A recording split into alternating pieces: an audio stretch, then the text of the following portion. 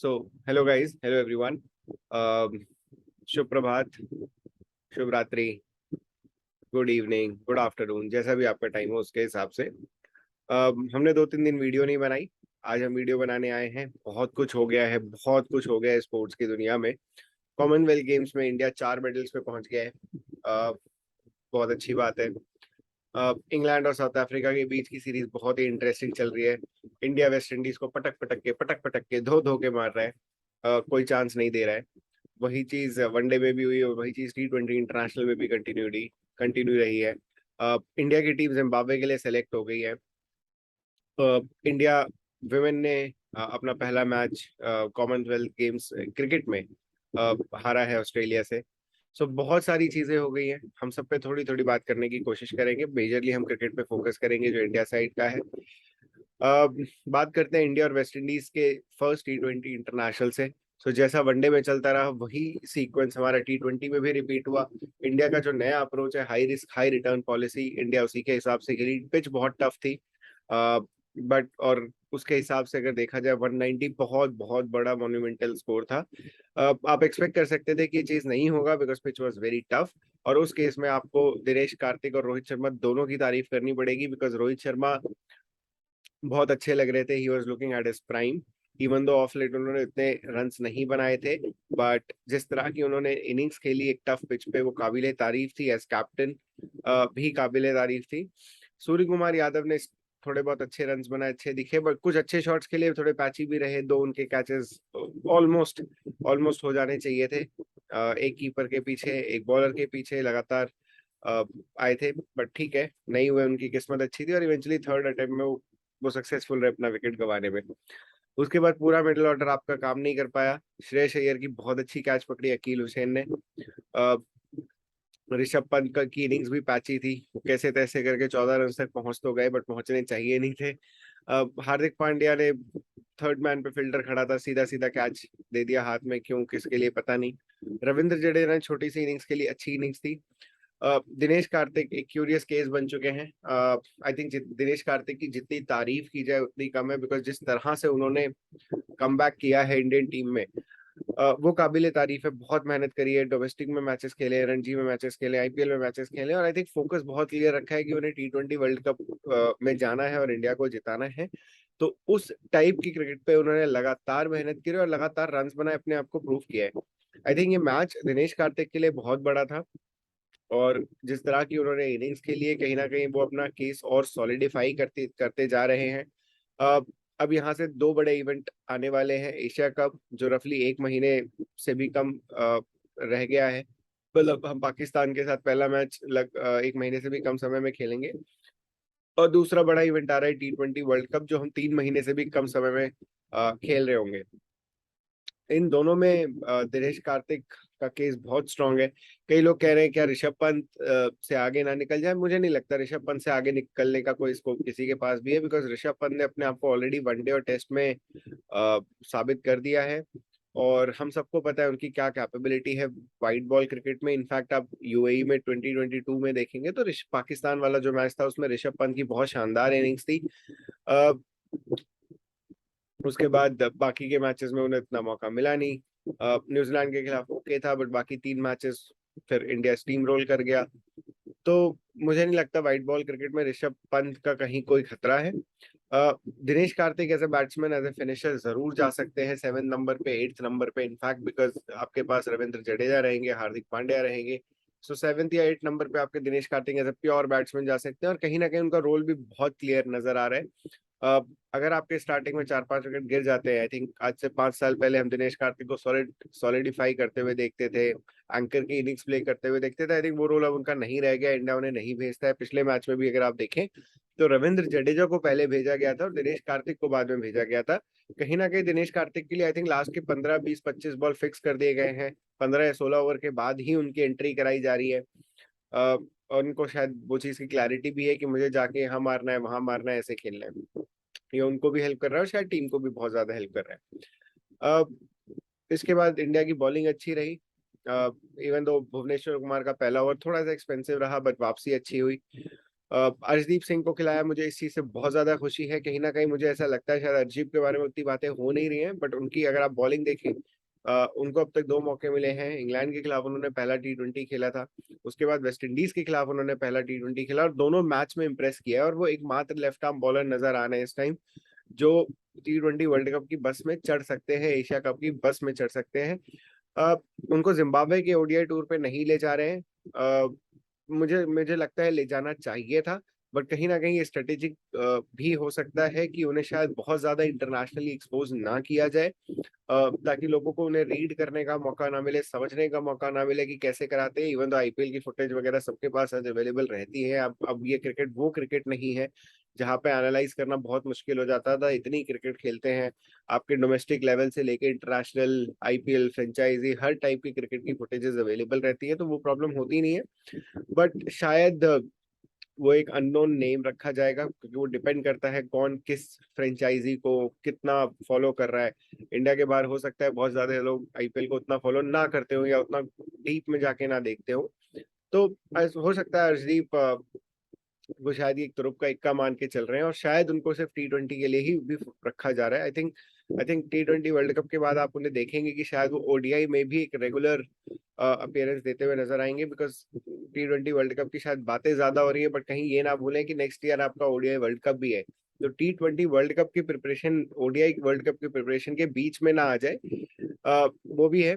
तो but I think अभी जो नैरो फोकस है इन अ शॉर्ट टाइम फ्रेम वो T20 वर्ल्ड कप और एशिया कप है, और वहां पे मुझे लगता है अर्शदीप जरूर जाएंगे और खेलेंगे भी। उन्होंने काफी अच्छी बॉलिंग करी। रविचंद्रन अश्विन 8 महीने के बाद वापस आपको T20 में नजर आए, कमाल हो गया। और उन्होंने बहुत अच्छी बॉलिंग करी, T20 वर्ल्ड कप में नजर आए थे और उसके बाद अब आए। I think T20 world cup में अश्विन जा सकते हैं, बट बिकॉज ऑस्ट्रेलिया में है और वहाँ की पिचेस इतनी स्पिनर फ्रेंडली होंगी नहीं, और आपके पास ऑलरेडी 2 स्पिनर वहां पे होंगे। युजवेंद्र चहल मेरे ख्याल से जरूर होंगे, और रविंद्र जडेजा तो खेलेंगे ही खेलेंगे एज एन ऑलराउंडर। तो उनकी जगह कितनी बनती है अश्विन की T20 वर्ल्ड कप में, ये एक बार फिर से बहुत बड़ा क्वेश्चन मार्क है। बट वेस्ट इंडीज तो गए हैं। अ, इसके अलावा फास्ट बॉलिंग में भुवनेश्वर ने अच्छा किया ही था, अर्शदीप ने अच्छा किया ही था, तो ओवरऑल बॉलिंग अच्छी रही। आपका अक्षर पटेल, सॉरी, ये रवि बिश्नोई आए थे, उन्होंने पहली बॉल पे ही विकेट लिया, वो भी बहुत अच्छा था। इवेंचुअली वेस्ट इंडीज कहीं से कहीं तक compete नहीं कर पाई और भारत भारत पहला मैच जीत गया। सेकंड T20 अभी 1 अगस्त को है, थर्ड 2 अगस्त को है, वहां पे भी मुझे कुछ ज्यादा अब दिखाई दे नहीं रहा है। आई थिंक वहां पे बेटर मैचेस हो सकते हैं। वेस्ट इंडीज की टीम उतनी कमजोर टीम नहीं है जिस तरह से ये हार रहे हैं।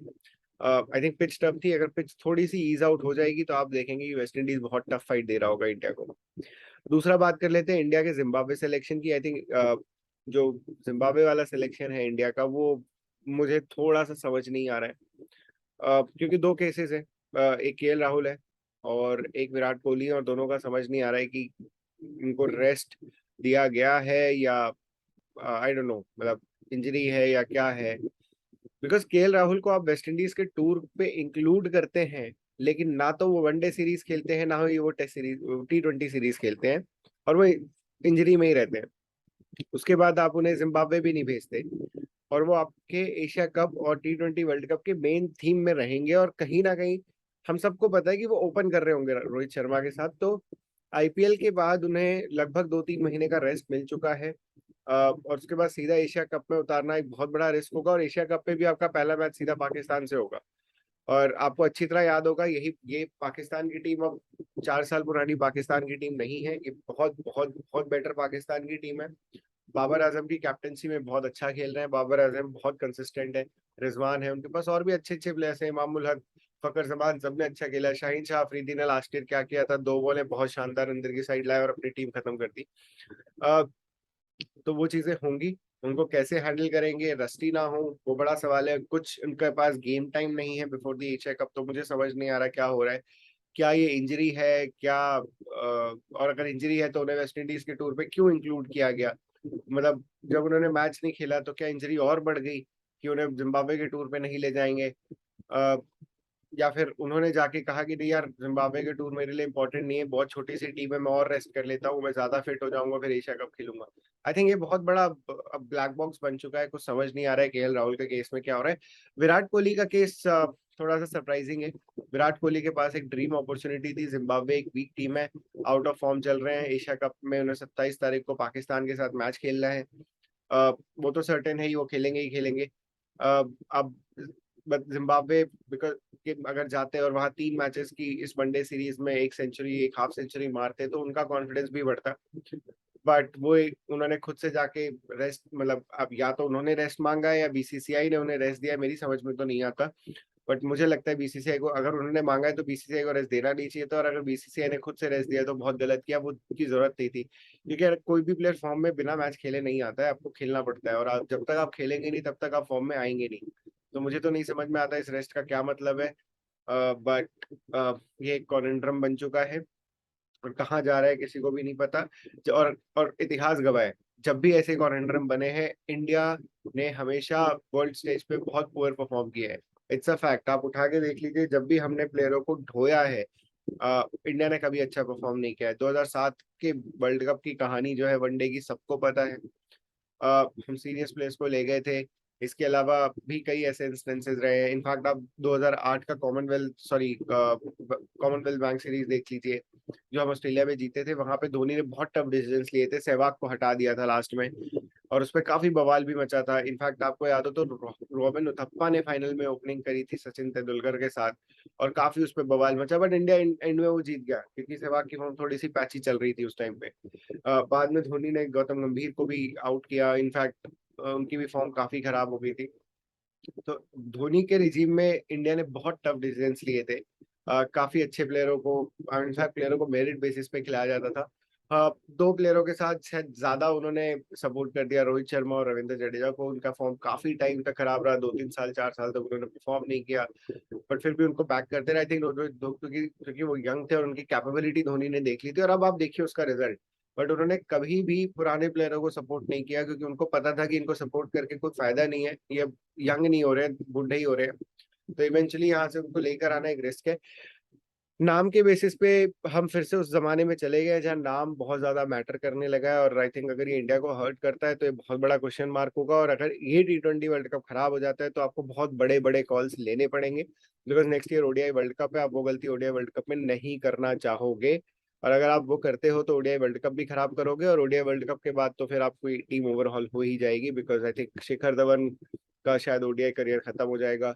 रोहित शर्मा का ओडीआई करियर भी ऑलमोस्ट एंड पे आ रहा होगा। आपको नए कप्तान की जरूरत पड़ेगी। अगर विराट कोहली ओडीआई के वर्ल्ड कप तक नहीं चलते हैं तो शायद उनको भी 6-8 महीने 1 साल के लिए ड्रॉप किया जाए। तो बहुत सारे सवाल हैं, देखते हैं कहानी कहाँ जाती है। तो ये तो बात हुई इंडिया के मैचेस की। इसके अलावा कॉमनवेल्थ गेम्स की बातें कर लेते हैं। तो कॉमनवेल्थ गेम्स में सबसे बढ़िया बात यह है कि इंडिया ने 4 मेडल्स ऑलरेडी जीत लिए हैं। इंडिया को 2 सिल्वर मिला है, इंडिया को 1 गोल्ड मिला है, और 1 ब्रॉन्ज मिला है। और इनफैक्ट कमाल की बात यह है कि चारों के चारों अ, आपको वेट लिफ्टिंग की कैटेगरी में ही मिले हैं। मीरा भाई चानू ने आपको गोल्ड जिताया है, और बाकी सब ने आपको 2 सिल्वर और 1 ब्रॉन्ज जिताए हैं। तो वो बहुत बड़ी, मतलब भारत के लिए भी अच्छी बात है कि आपको इतना अच्छा मिला है।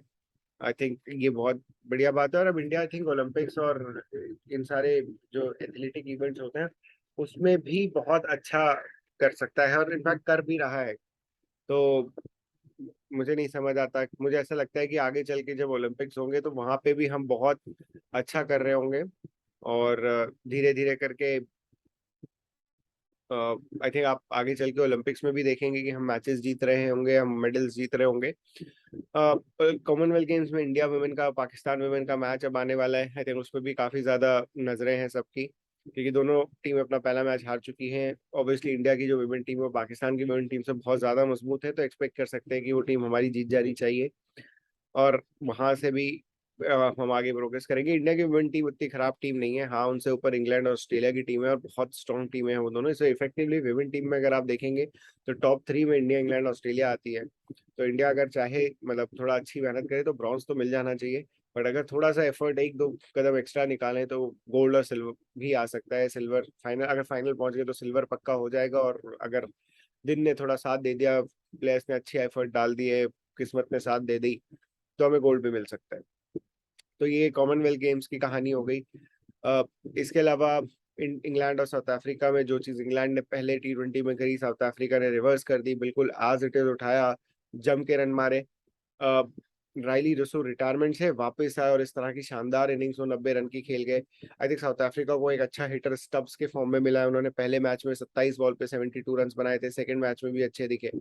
तो मैं आपको पहले भी बोल चुका हूँ अपनी पिछली वीडियो में, साउथ अफ्रीका की टीम वो साउथ अफ्रीका की टीम नहीं है। Last year T20 world cup में साउथ अफ्रीका थोड़े से अनलकी हो गए थे, otherwise they would have reached semifinals and finals. वो सिर्फ और सिर्फ रन रेट के बेसिस पे नीचे रह गए थे ऑस्ट्रेलिया से। अदरवाइज अगर आप मैचेस देखेंगे तो उन्होंने 4 मैचेस जीते थे, सिर्फ एक मैच हारा था, और वो बहुत अच्छे लगे थे। बट अनफॉर्चुनेटली वो आगे नहीं जा पाए। उसके बाद जब साउथ अफ्रीका इस साल इंडिया आई तो पहले 2 T20 उन्होंने लगातार इंडिया को हराए। आप इंग्लैंड में जाके देखिए, पहले मैच में भी वो भले मैच में भले ही हार गए, लेकिन उन्होंने रन अच्छे खासे लगाए। उसके अलावा दूसरे मैच में तो उन्होंने अच्छे खासे रन लगाए और फिर इंग्लैंड को कितनी आसानी से हरा दिया। तो ये साउथ अफ्रीका की टीम बहुत अच्छी टीम है, इसमें अच्छे अच्छे प्लेयर्स हैं आपके पास। डिकॉक है, डूसे हैं, डूसो तो बहुत ही अच्छा खेलते हैं, स्टब्स आ गए हैं, मिलर हैं, अब आपके पास रायली रसू भी वापस आ चुके हैं, क्लासन है। तो ये टीम अब उतनी खराब नहीं है। तो साउथ अफ्रीका को अगर कोई इग्नोर कर रहा होगा T20 वर्ल्ड कप में तो बहुत बड़ा रिस्क ले रहा होगा, बिकॉज मेरे ख्याल से साउथ अफ्रीका भी एक बहुत स्ट्रॉन्ग कंटेंडर निकल के आएगा वर्ल्ड कप में। अब एक टीम जिसपे मुझे थोड़ा सा डाउट है वो न्यूजीलैंड हो सकती है, क्योंकि न्यूजीलैंड ने last year T20 world cup के बाद या वर्ल्ड टेस्ट चैंपियनशिप के बाद व्हाइट बॉल क्रिकेट में उतना अच्छा परफॉर्म नहीं किया। उनकी टीम भी थोड़ी सी अनस्टेबल नजर आ रही है।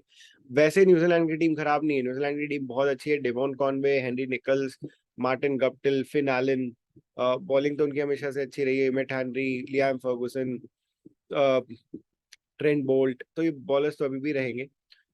इनको देखते हैं। ये बात हुई इंग्लैंड और साउथ अफ्रीका, तो साउथ अफ्रीका की भी। इंग्लैंड साउथ अफ्रीका का थर्ड T20 इंटरनेशनल मैच आज है और ये 50-50 है, बिकॉज ग्राउंड्स अभी उतने, बिकॉज विकेट्स बहुत फ्लैट है, ग्राउंड्स बहुत छोटे हैं और आउटफील्ड बहुत फास्ट है। डिपेंड करता है कंडीशंस कैसी रहती हैं, मुझे कंडीशंस का इस टाइम बहुत अंदाजा नहीं है। बट अगर कंडीशंस ठीक रहती हैं, थोड़ा सनी रहता है, आजकल तो वैसे समर्स चल रही हैं और अब तो इंग्लैंड में हीट वेव भी आ गया है, 40 डिग्री तक टेम्परेचर जा रहा है। तो अगर टेम्परेचर 35-36 के आसपास रहता है तो बहुत फ्लैट कंडीशन हो जाएगी। अगर वो 39, 40, 41 के आसपास पहुंचता है तो पिचेस थोड़ी सी ड्राई हो जाएंगी। दोनों केस में बैट्समैन को हेल्प कर रहा होगा, और अगर सनी रहता है तो आई थिंक जो भी टीम टॉस जीतेगी वो पहले बैटिंग लेगी, बिकॉज वहां पे 200, 210, 220 बनाने की बहुत अपॉर्चुनिटी है, और उसके बाद ऑब्वियसली स्कोरबोर्ड का जो प्रेशर होता है दूसरी टीम पे आता ही आता है। तो वो होगा, वो शाम को देखने को मिलेगा क्या होता है। तो इट विल बी अ 50-50। आज के लिए बातें स्पोर्ट्स की में इतनी ही। Thank you everyone.